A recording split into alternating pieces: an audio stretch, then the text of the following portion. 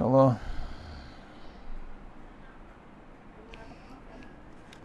Allahumma salli ala Sayyidina Muhammad wa ala Sayyidina Muhammad. Allahumma salli ala Sayyidina Muhammad wa ala Sayyidina Muhammad. Allahumma salli ala Muhammad wa ala ali Muhammad. Assalamualaikum warahmatullahi wabarakatuh. Alhamdulillah rabbil alamin, wassalatu wassalamu ala asyrafil mursalin wa ala alihi washabihi ajmain. A'udzu billahi minan nar wa min syarri kuffar min ghadabil jabbar wal izzatu lillahi war rasul min. Allahumma ghanina bihalalil harami wa min siwa bismika Allahumma ya daim ya hayyu ya fardu ya witr ya ahad ya samad. Allahumma shalli ala Muhammad wa ali Muhammad. Bismillahirrahmanirrahim. Bismillah masyaallah la yasuqu ya Allah. Bismillah masyaallah la yasrifu suwa ya Allah. Bismillah masyaallah man kana min ni'matin faminallah. Bismillah masyaallah la ya'ti bil hasanati ila Allah. Bismillah masyaallah la haula wala quwwata illa billahil aliyyil azim. Allahumma inna nas'aluka bi barakati syarifah antuhimma dan dunia. Amin ya rabbal alamin. InsyaAllah untuk surau madrasah Ceras Perdana patutnya petang ni kuliah maghrib kita tujukan online pada surau dan untuk semua insyaAllah. Sama-sama kita share, mohon share insyaAllah. Mohon kita share insyaAllah.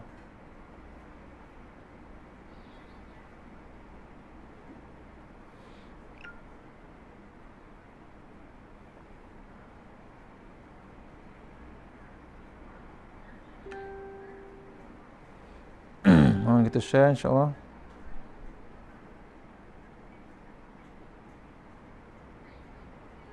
Mohon Ceras Perdana share.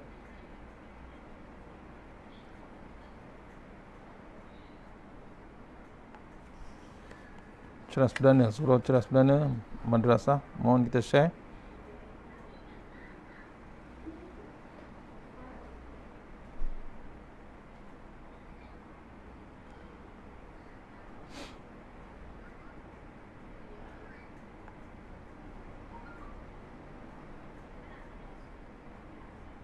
Sama-sama kita share insyaAllah.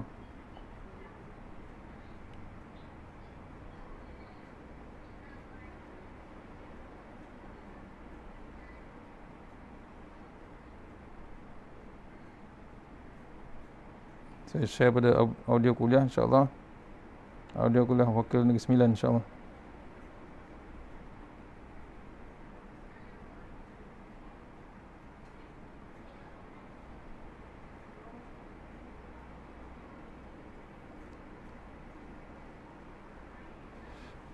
InsyaAllah.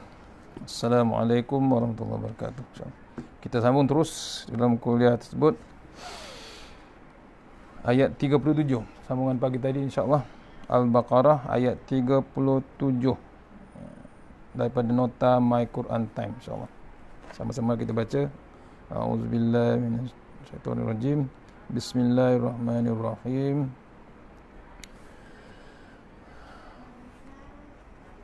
Fatalaqa Adamu min Rabbih kalimatin fataba alaih innahu huwat tawwabur rahim. Ayat nombor 37. Maksudnya ayat ni disummarizkan bertaubat kepada Allah SWT. Diringkaskan poin dia ialah bertaubat kepada Allah SWT. Maksud ayat tersebut sepenuhnya, kemudian Nabi Adam menerima dari Tuhannya beberapa kalimah, yakni kata-kata pengakuan taubat yang diamalkannya. Lalu Allah menerima taubatnya. Sesungguhnya Allah, dialah yang maha pengampun, lagi penerima taubat, lagi maha mengasihani. Al-Baqarah ayat 37. Maksudnya ayat ni diminta kita bertaubat. Hebat macam mana kita berdosa, silap kita, tetap Allah tunggu taubat kita. Terus menerus taubat kepada Allah Subhanahu Wa Taala. Diringkaskan sini ada 4 poin untuk kita terus taubat kepada Allah Taala daripada ayat tersebut. Dicatatkan dalam nota ni ada 4 poin untuk kita terus menerus bertaubat kepada Allah Taala. Maknanya jangan kita tangguh. Yang pertama, jangan takut apabila melakukan kesilapan dan kegagalan. Jangan kita bimbang. Betul, manusia memang mudah buat silap, memang mudah buat kesilapan ataupun buat kesalahan. Pasal apa? Kemungkinan kebodohan ataupun kejahilan kita, ataupun kealpaan kita, ataupun laranya kita, manusia tersilap. Tu, jangan kita takut apabila melakukan kesilapan. Terus pada Allah Subhanahu. Allah tu Maha Pengampun lagi Maha Penyayang. Yang kedua, mohonlah taubat kepada Allah Subhanahu Wa Taala kerana Dia Maha Penerima taubat. Ya, jangan kita tangguh. Kebanyakan kita ni kadang-kadang selalu tangguh bau taubat sampailah nak tunggu pencen, salah satu kesilapan besar. Ya, pasal apa? Nak menunggu pencen, nak menunggu dah berumur baru nak bertaubat. Kalau sempat, yang bimbangnya dah berlaku dan pun dah berlaku, tak sempat bertaubat. Itu yang menangis Rasulullah SAW. Umatnya diberitahu oleh Jibril, umatmu mati dalam keadaan tak sempat bertaubat. Kita ni sekarang bila-bila boleh mati dengan keadaan semasa sekarang. Maksudnya kita tak boleh tangguh dengan bab taubat. Di pohon kita ni, mohonlah taubat kepada Allah Subhanahu Wa Taala kerana Dia Maha Penerima taubat. Sebenarnya Allah tunggu taubat kita, kata ulama. Allah menunggu taubat kita. Cuma kita sini yang masih lagi menangguh-nangguh. Itu kesilapan besar kita. Yang ketiga poin yang daripada ayat 37, terus menerus taubat kepada Allah Ta'ala, ialah yang ketiga, Nabi Adam terus bertaubat ketika dia berbuat salah. Maka tiada alasan untuk kita tidak berbuat sedemikian. Orang yang pertama, manusia pertama pun buat silap, akhirnya terus tak tangguh dia punya taubat. Allah terima taubatnya. Contoh pada kita iaitu Nabi Adam tak tangguh dengan bab taubat. Syaitan tak berhenti, tuan-tuan. Syaitan tak akan berhenti menangguhkan kita. Dihias kita macam-macam. Tua besok ke, senang, tunggu senang ke, macam-macam. Yang keempat, Allah Subhanahu Wa Taala tidak akan kurangkan potensi kita untuk ke syurga. Walaupun kita banyak lakukan dosa sebelum ini. Syaratnya adalah taubat. Kita semua umat akhir zaman, umat Rasulullah SAW, memang potensi besar untuk masuk ke dalam syurga. Tapi jangan bimbang bila kita silap, kita terlanjur. Jangan kita bimbang, tak dikurangkan kita daripada potensi ke dalam syurga. Memang potensi besar untuk ke syurga. Tapi syaratnya taubat dahulu. Kalau tidak taubat, kita masih ego lagi, sombong lagi. Itu buat perangai yang lain pula. Itu yang tak diterima taubat kita. Apakah perkara-perkara yang amat bermakna bagi seorang khalifah? Dalam surah ni diceritakan, ayat ni menceritakan fatalaqa adamu mir rabbih kalimatin fataba alaih. Kemudian Adam menerima berapa kalimat dari Tuhannya, maka Allah menerima taubatnya. Perkara yang amat bermakna bagi seorang khalifah, pertama, kita boleh belajar dan mengajar. Ketua, mulanya belajar, keduanya boleh belajar. Yang kedua, kita akan diuji dan tersilap. Jangan kita rasa kita tak diuji. Setiap fulan bin fulan akan diuji Allah Subhanahu Wa Taala. Jangan kita kata kita tak ada ujian. Tak. Setiap manusia akan diuji. Dan yang ketiga, sebagai khalifah, ada pada ayat yang ke-37 dalam surah Al-Baqarah.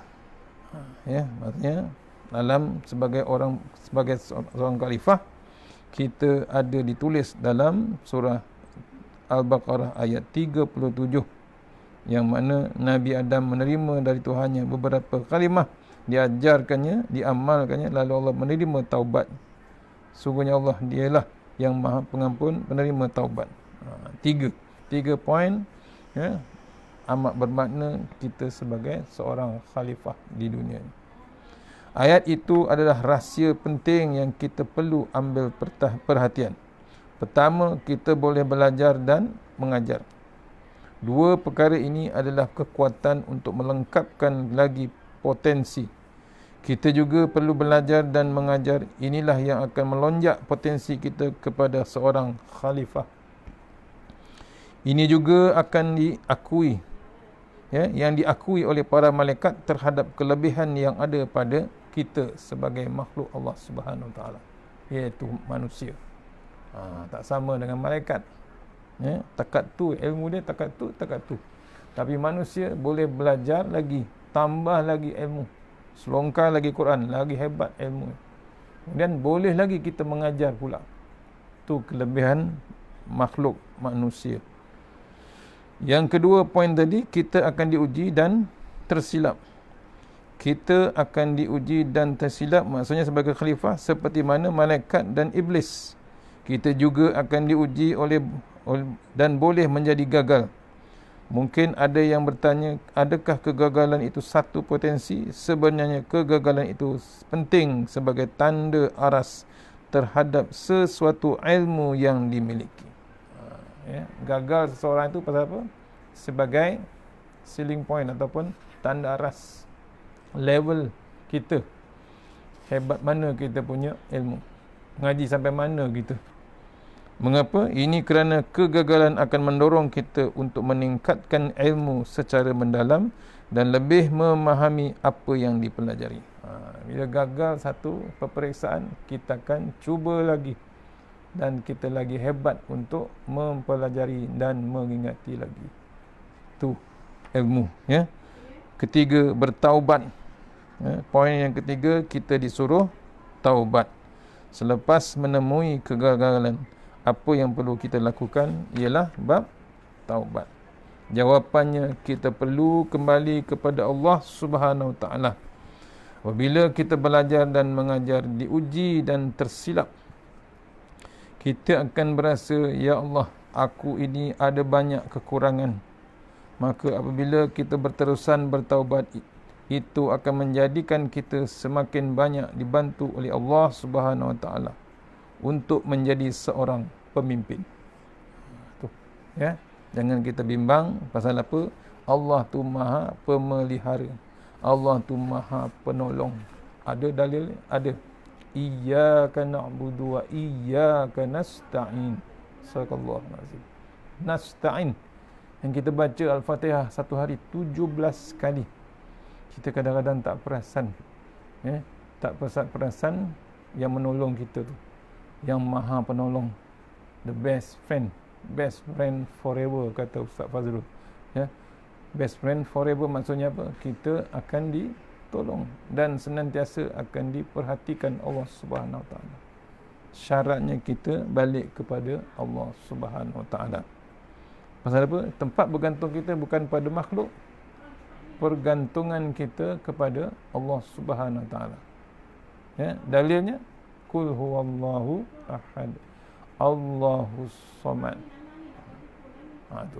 Maknanya kita kena renung diri kita, banyak kekurangan, tapi jangan bimbang. Allah tu Maha Penolong. Allah tu membantu kita. Tempat kita bergantung bukan manusia, bukan orang, bukan makhluk. Tempat bergantung kita adalah Allah Subhanahu Wa Taala. Satu lagi ayat Al-Ghafir, surah Ghafir ayat 44, itu pun sebagai zikir kita. Tolong cari surah Ghafir ayat 44 untuk kita mohon pada Allah Taala. Ayatnya, wa ufawwidu amri ilallah innallaha basirum bil ibad. Kita serah terus kepada Allah Subhanahu Wa Taala, bulat-bulat terus. Sama macam kita nak keluar mana-mana pun, bismillahirrahmanirrahim, Allah, wala haula wala quwata illa billahil aliyyil azim. Tu minta pada Allah Taala. Nabi Adam AS sendiri walaupun telah melakukan kesilapan dan kesalahan kerana mendekati pohon yang dilarang, apabila diturunkan ke muka bumi, baginda terus bertaubat. Maka bagi kita pula tidak ada alasan untuk malas bertaubat.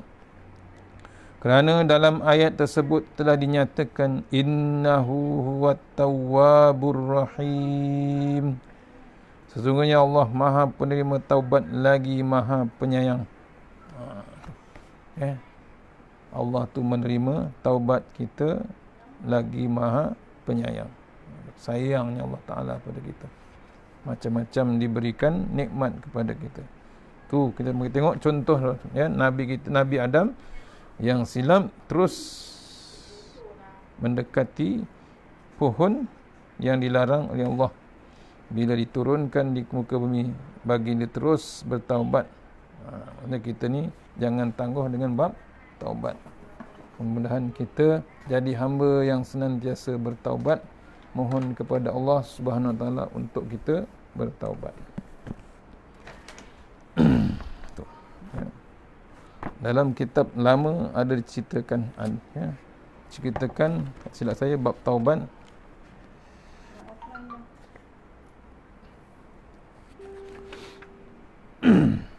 InsyaAllah jumpa lagi.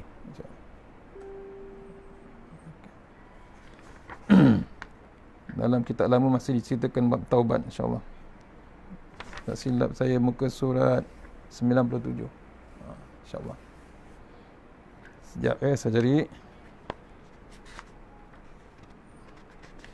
Diterangkan bab taubat, insyaAllah.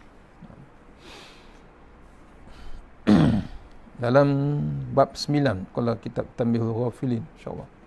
Bab 9 kitab Tanbihul Ghafilin, Abu Laits As-Samarkandi meriwayatkan dengan sanad jadi Abdullah bin Ubaid bin Umair berkata, Adam alaihissalam berkata, Ya Rabbi, Engkau telah menangkan iblis atasku sehingga saya dah tidak dapat mengelakkan diri daripadanya kecuali dengan pertolonganmu. Firman Allah, tiada lahir seorang anak tuan turunanmu, melainkan telah saya datangkan kepadanya yang menjaganya dari tipu daya iblis, jin-jin yang jahat. Adam berkata, tambahkanlah bagiku. Jawab Allah, saya beri pahala setiap hasanat 10 lipat ganda, ada harapan ditambah. Sedang kejahatan 1 lawan 1, dan ada harapan dihapus. Adam berkata, tambahkan bagiku. Firman Allah, taubat tetap diterima selama roh dikandung badan. Adam berkata, tambahkan bagiku. Firman Allah, maksudnya, katakanlah, hai hambaku yang telah membazir dari menggunakan masa hidupnya untuk amal tidak berguna, kamu jangan putus harapan dari rahmat Allah. Sungguh Allah dapat mengampunkan semua dosa. Sungguh Allah Maha Pengampun lagi penyayang. Tengok sayangnya Allah Ta'ala kepada manusia daripada zaman Adam lagi. Maksudnya taubat tu masih lagi terima walaupun masa hidupnya masih sepenuh dengan amal yang tidak baik. Allah masih menunggu taubat kita. Janganlah tangguh, janganlah kita putus asa. Putus asa tu diterbitkan oleh syaitan.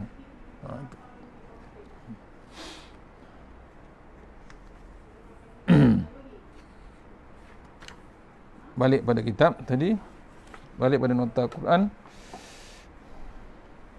Sesungguhnya Allah SWT tidak akan kurangkan Allah tidak akan kurangkan potensi kita untuk ke syurga walaupun telah banyak dosa yang dilakukan sebelum ini, dengan syarat kita sentiasa merintih kepadanya. Oleh itu, jika kita ada melakukan kesilapan, sama ada terhadap ibu bapa, pemimpin atau sesiapa saja, jangan bertangguh untuk bertaubat. Ini kerana Allah sentiasa membuka pintu taubat buat hamba-Nya. Nampak? Silap macam mana pun kita akan diterima taubat kita. Syaratnya jangan kita tangguh, jangan kita lari pada bab taubat. Tu. Ya Allah, aku ini apabila mendengar Al-Quran, aku nak bertaubat. Banyak lagi perkara yang aku tak belajar. Banyak lagi aku tak amalkan apa yang telah Engkau perintahkan. Itu pun salah satu. Mohon kepada Allah Ta'ala. Sebab tu Allah bagi sekarang hadiah Al-Quran Time. Ringkasnya My Quran Time. Allah bagi hadiah untuk kita belajar macam-macam berlaku. Kadang-kadang kita tak boleh tangguh dengan bab taubat. Allah terangkan dalam Al-Quran. Itu. Ni tengok resolusi ayat tersebut poin-poin ringkas dalam ayat-ayat tadi. Penciptaan manusia daripada ayat 33 tadi saya.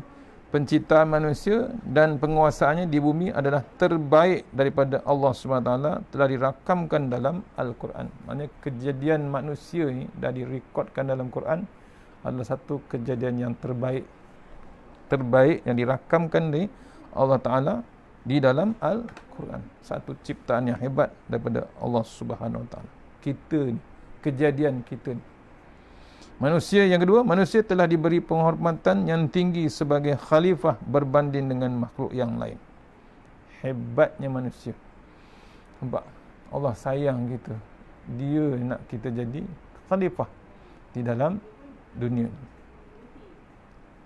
Yang ketiga, setiap kejadian manusia itu Allah jadikan dengan potensi boleh belajar dan mengajar ilmunya kepada orang lain.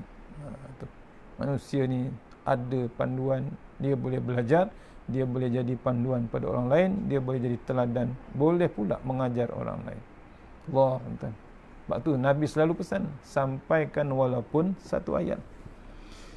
Kita yang belajar ni pun kita catatkan. Habis kuliah, habis tazkirah, kita sampaikan pula pada orang lain. Itu yang paling hebat, hijrah yang paling hebat, catatan kita. Catatan ataupun catatan. Kalau kita tak mencatat, ke mana ilmunya? Tu ulama beritahu, ilmu tu kena tambat. Maksudnya tambat apa? Tambat itu untuk memegang, mengikat ilmu tu biar kita ingat. Sebab tu salah satu paling cara nak tambat ilmu tu adalah catatan. Yang ketiga, keempat, resolusi ayat tersebut, elakkan kita daripada sikap sombong dan takabur kerana ia akan membuatkan kita terjerumus dalam kekufuran. Dipesankan manusia ni, diperintahkan manusia ni supaya mengelak kita daripada bab sombong, busuk hati, dan keras hati.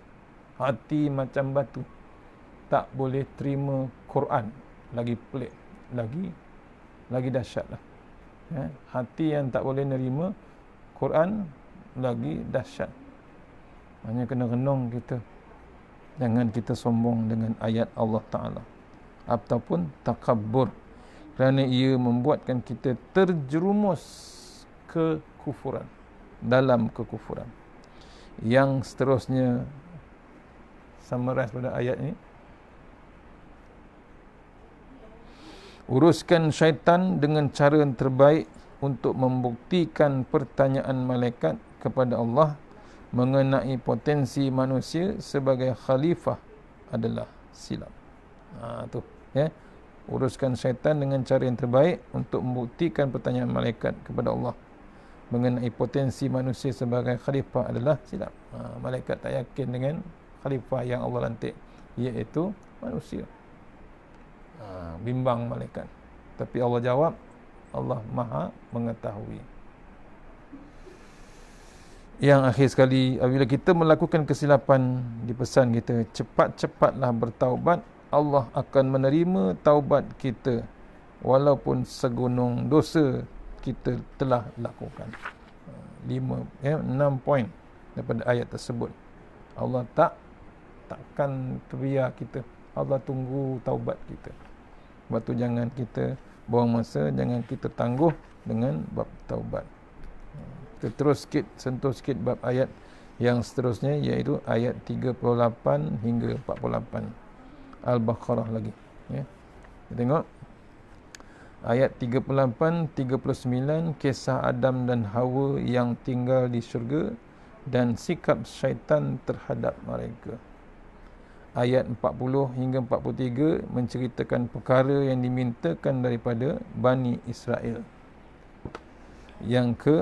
Ayat yang ke-44 hingga 48 contoh-contoh keburukan moral kaum Yahudi diceritakan dalam ayat tersebut. Okey, terus kita masuk dalam ayat ke-38, bahagian pertama, sikap syaitan terhadap manusia. kena tahu. Qulna a'udzubillahi minasyaitonirrajim. Qulna habitu minha jami'a fa imma ya'tiyannakum minni hudan faman tabi'a hudaya fala khaufun alaihim wala hum yahzanun wallazina kafaru wa kazzabu bi ayatina ulaika ashabun nar hum fiha khalidun. Ya, sikap syaitan terhadap manusia dalam ayat ni, kami berfirman lagi, turunlah kamu semuanya dari syurga itu, kemudian jika datang kepada kamu petunjuk dariku, yakni melalui rasul-rasul dan kitab-kitab yang diturunkan kepada mereka, maka siapa yang mengikuti petunjukku itu, nescaya tidak ada kebimbangan, yakni dari sesuatu yang tidak baik terhadap mereka, dan mereka pula tidak akan berduka cita. Dan orang kafir yang mendustakan ayat-ayat keterangan kami, mereka itu ialah ahli neraka, mereka kekal di dalamnya. Al-Baqarah ayat 38-39. Diceritakan Allah Ta'ala, ya. Ayat ni menceritakan sikap syaitan terhadap manusia. Kita dipesankan Allah Ta'ala. Kita tengok kupasan ayatnya. Ayat ini amat menarik untuk kita kupas, pasal Allah SWT bercakap kepada Nabi Adam AS dan Hawa dan juga Iblis. Ayat yang pertama, Qulna bitu minha jami'ah, turunlah kamu semuanya daripada surga. Al-Baqarah ayat 38. Ya, bila terlanggar, kesilap sikit Tok Adam, diturunkan semua bersama syaitan tersebut. Ya, Iblis pun turun, Hawa pun turun, Tok Adam pun diturunkan. Apa yang berlaku ialah Nabi Adam alaihissalam. Nabi Adam alaihissalam mendekati pohon yang dilarang, hasil godaan syaitan yang dilaknat. Fa'azallahumas syaitan, lalu keduanya digelincirkan oleh syaitan. Al-Baqarah ayat 36. Ini kena renung kita. Kita ni memang mudah, syaitan takkan berhenti. Walaupun tengah solat pun akan diganggu kita. Analogi godaan syaitan. Syaitan tidak akan terus menggoda manusia dengan godaan yang besar, tetapi ia bermula dengan perkara yang kecil terlebih dahulu.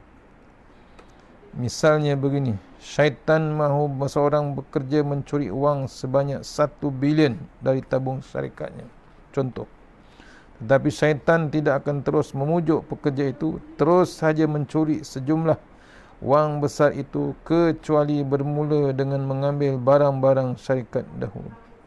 Misalnya hari ini ambil kertas dahulu, esok ambil pen, lusa dia ambil seterusnya, iaitu ambil pensel dan seterusnya, benda-benda lain yang bertujuan untuk memupuk keberanian. Hebatnya syaitan. Dia tak buat terus yang besar-besar, dia buat yang kecil-kecil dulu. Syaitan pandai, yes, tuan-tuan. Strategi, ya, strategi syaitan. Setelah keberanian mula menampak, peningkatan godaan akan di-upgradekan dengan mula menyuruh pekerja itu mengambil wang di dalam tabung sedikit demi sedikit, sehingga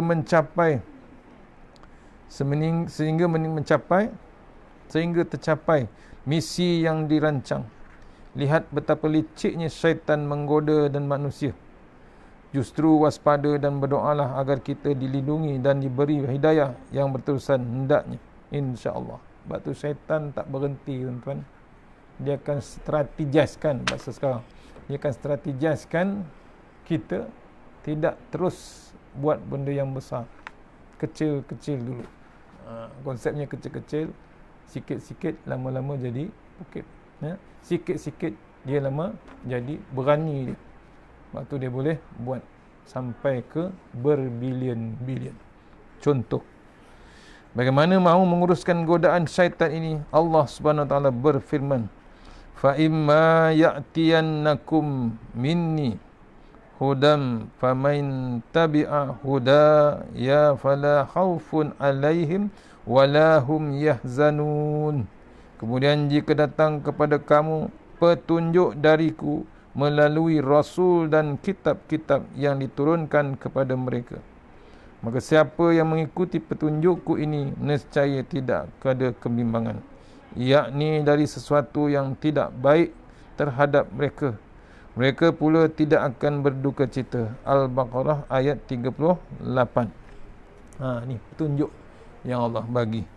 Allah SWT berkata dalam ayat ini bahawa petunjuk itu dimaksudkan daripada aku. Ya, Allah SWT menegakkan, ya. Maknanya perlu dipastikan bahawa petunjuk itu daripada Allah Subhanahu Taala. Sumbernya daripada Allah Taala, punca daripada Allah Taala, iaitu Al-Quran dan Sunnah, bukan daripada manusia. Wujudkah ilmu yang bukan daripada Allah Subhanahu Wa Taala? Jawapannya ada. Yang lain daripada Allah Taala ada jawapan dia. Misalnya ilmu turun-temurun daripada tok nenek yang dipakai oleh anak-anak dan cucu cicit hingga kini. Ini bukan sahaja ilmu semata-mata, bahkan sudah menjadi tradisi untuk diguna pakai setiap ahli keluarga. Maka ini namanya ilmu tak tok nenek, bukan petunjuk daripada Allah Subhanahu Wa Taala. Tu beza. Tu daripada turun temurun ataupun nadat daripada kita, tok wan kita, tok ku kita, tok ki kita. Tapi Allah SWT direct, iaitu Allah SWT turunkan terus pada Al-Quran. Tu sumber. Allah SWT memulakan firman-Nya dengan perasaan tidak bimbang, yang mana tema dia itu berujuk kepada penyakit psikologi yang boleh dinamakan sebagai depresi. Manakala penyakit psikologi itu sebenarnya berpunca daripada dua keadaan dan perasaan. Pertama, benda yang akan berlaku namanya bimbang. Kedua, benda yang telah lepas namanya kesedihan. Allah telah tahu benda ni. Sebab itulah andaikan kita ni kurang perasaan sedih dan bimbang, insya-Allah kebahagiaan akan datang kepada kita.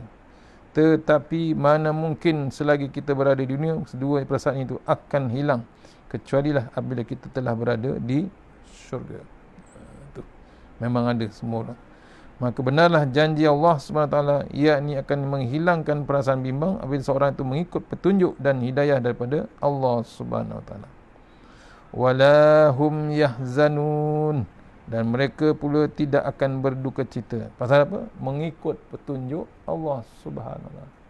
Dia tidak bimbang dengan yang lain, dia bimbangkan akan datang daripada Allah SWT. Sebab tu dia patuh, taat Allah, taat Rasulullah SAW. Manakala bagi ayat yang menyebut tentang duka cita pula, ia merujuk kepada orang yang kembali kepada hidayah Allah, pasti tidak akan berduka cita. Bila Allah bagi petunjuk, dia tak bimbang dia. Semuanya datang daripada Allah. Jadi kalau kita ini orang yang sentiasa membaca Quran, ikut betul-betul apa yang disebut di dalamnya, insya-Allah kita akan ceria dan gembira. Ini dicatatkan. Maksudnya kita tak boleh lari pada Al-Quran, tak boleh tinggalkan Al-Quran. Ada saja yang ditunjukkan, semuanya bermanfaat pada kita semua. Sebab tu kita jangan bimbang, walaupun syaitan, walaupun iblis, walaupun jin, Al-Quran juga akan jadi perisai kita. Sebab tu salah satu perisai kita nak ke kubur pun ialah Al-Quran kita.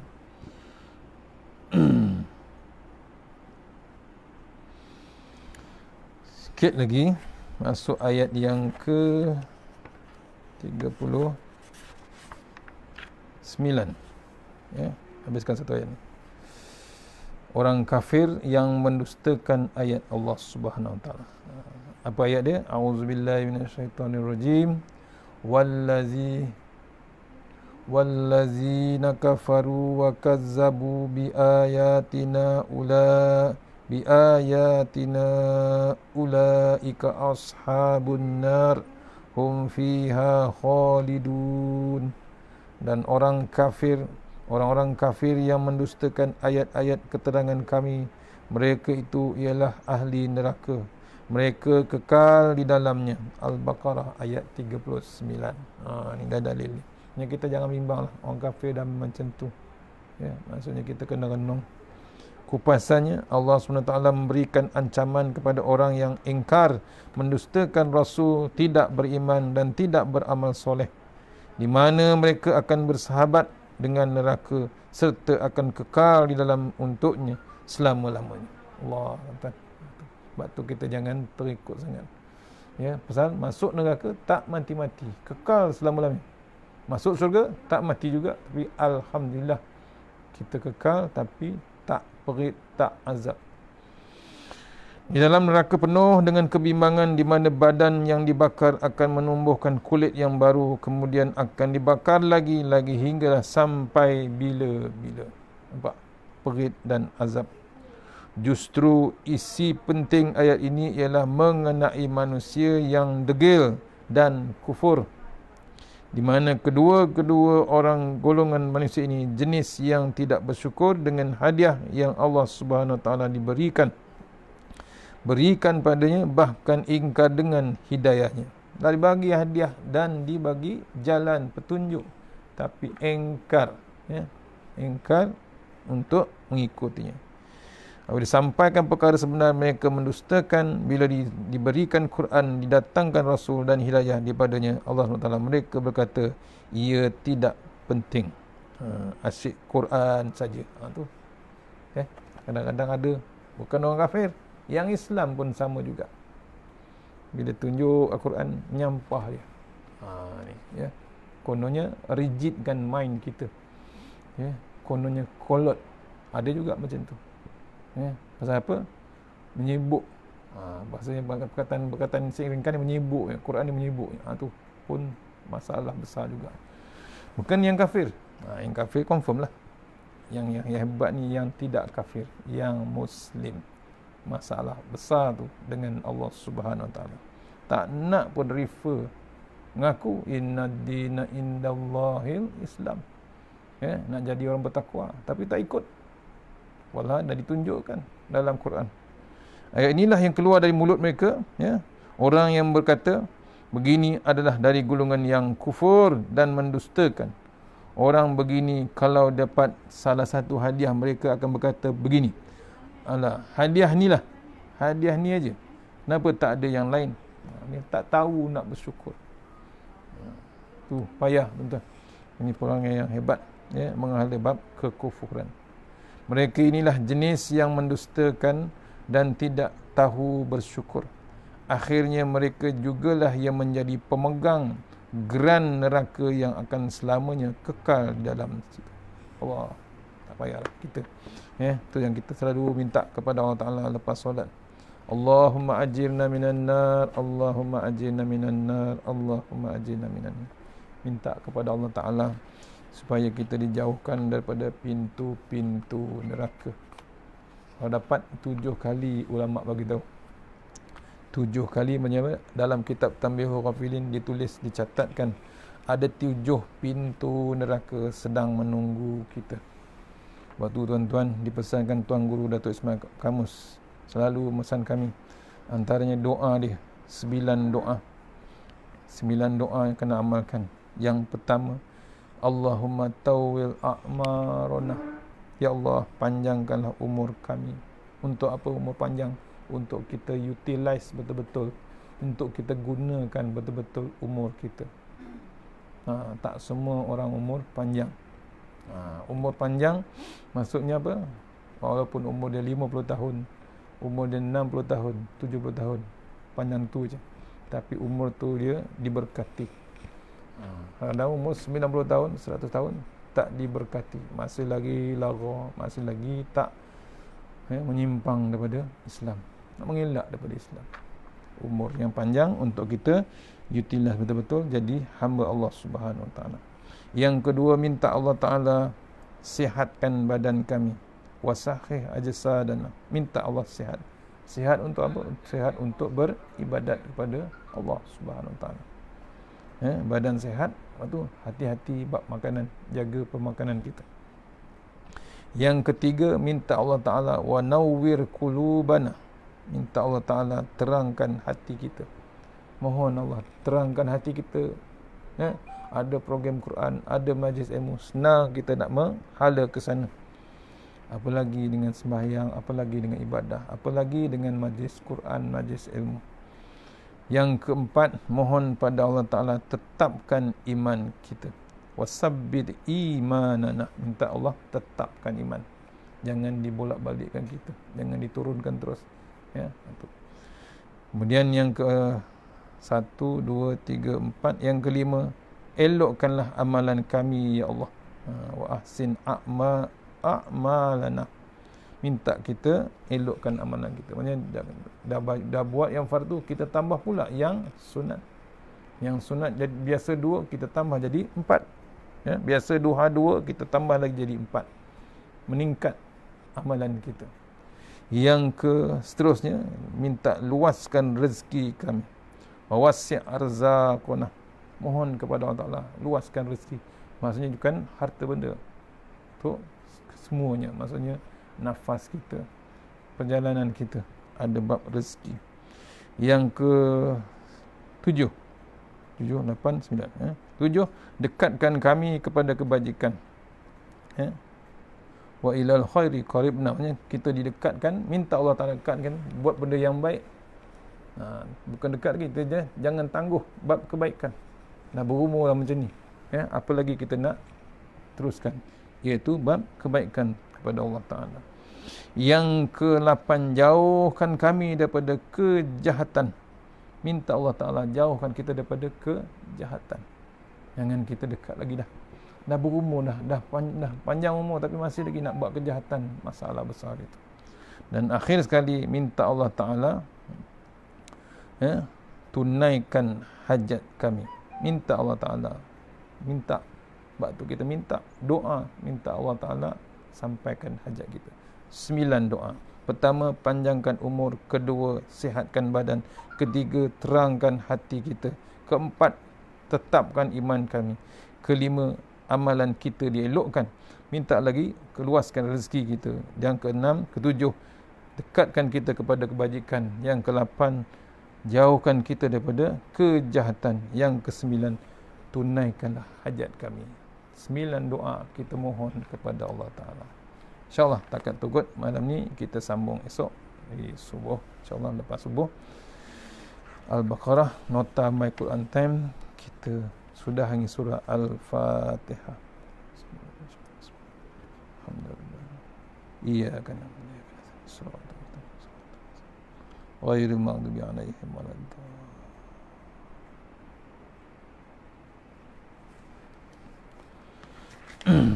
A'udzu billahi minasyaitonir rajim. Bismillahirrahmanirrahim. Allahumma tawwil a'marana wa sahi ajsadana wa nawwir qulubana wasabbit imanana wa ahsin a'malana wasi' arzaqana wa ilal khairi qaribna wa anishari amrina wa qdi hawajina fid din wa dunya wal akhirah. Ya Allah, panjangkan umur kami, sihatkan badan kami, terangkan hati kami, tetapkan iman kami, elokkan amalan kami, luaskan rezeki kami, dekatkan kami kepada kebajikan, jauhkan kami daripada kejahatan, tunaikan hajat kami. Ya Allah, ya Rahman, ya Rahim, peliharalah atas kami kepada kedua orang tua kami, pasangan kami dan anak-anak kami, sahabat-sahabat Al-Quran dan seluruh umat Islam, muslimin dan muslimat daripada wabak COVID-19.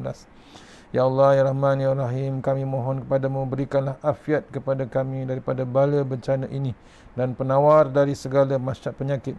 Peliharalah kami daripada dalam penjagaanmu daripada segala wabak ini. Sesungguhnya engkaulah maha pemelihara. Ya Allah, ya Rahman, ya Rahim, jauhkan kami daripada kemungkaran akhlak, dosa-dosa hawa nafsu dan penyakit yang merosakkan hati-hati kami. Ya Allah, selamatkanlah negara kami daripada virus COVID-19 dan selamatkanlah negara kami daripada virus penyakit-penyakit hati manusia. Penyakit hati manusia yang mengundang kemurkaan-Mu. Selamatkanlah negara kami, ya Allah, selamatkanlah negara kami. Ya Allah, bersihkanlah hati-hati kami daripada sifat-sifat munafik. Jauhkan kami daripada sifat-sifat munafik. Jauhkan kami daripada sifat-sifat munafik. Bersihkanlah amalan-amalan kami daripada sifat riak dan menunjuk-nunjuk. Ya Allah, Engkaulah yang membolak-balik hati-hati kami. Kekalkanlah, tetapkanlah kami dalam iman. Kekalkanlah hati-hati kami dalam ketaatan dalam agamu, Ya Allah. Ya Allah, Ya Rahman, Ya Rahim. Keluarkanlah kami daripada kegelapan yang kami tidak sedar. Selamatkanlah hati-hati kami. Kami sangat takut dan bimbang bila bertemu denganmu, Ya Allah. Jangan biarkan kami mati melainkan dalam keadaan menjadi orang-orang Islam dan orang-orang yang beriman. Matikanlah kami dalam Islam dan kumpulkanlah kami di kalangan orang-orang yang saleh. Ya Allah, perkenankanlah doa kami. Bismillahirrahmanirrahim. Bismillah masyaallah la yasuqu ya Allah. Bismillah masyaallah la yasrifu suwa ya Allah. Bismillah masyaallah ma kana min ni'matin fa min Allah. Bismillah masyaallah la ya'ti bil hasanati illa Allah. Bismillah masyaallah la haula wala quwata illa billahi aliyil azim. Allahumma nas'aluka bi barakati syarifah antuhum ala dunya. Amin ya rabbal alamin. InsyaAllah jumpa lagi esok. Assalamualaikum warahmatullahi wabarakatuh.